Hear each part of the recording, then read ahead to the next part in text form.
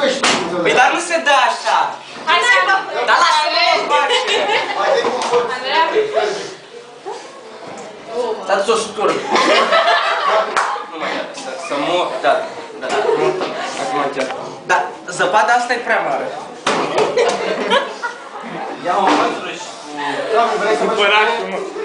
Păi ce știu? De ce curăț eu?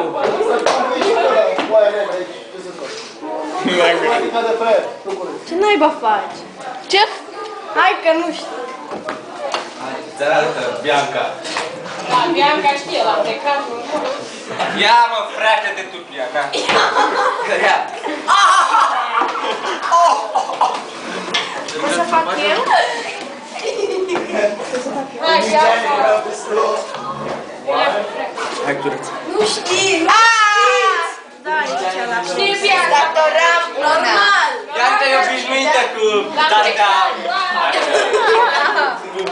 Un bar convins de ăștia mai mari.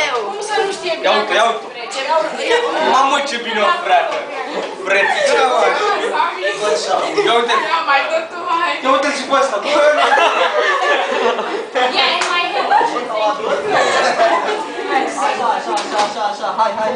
Da! Eu nici măcar nu am dat cu asta. Ce să... Și cine te-a pus pe mine să... Păi dacă sunteți incompetenți și nu știți să faceți nimic. Lasă! De ce dai? Da, dar a fost așa. Dar mă doare. Da.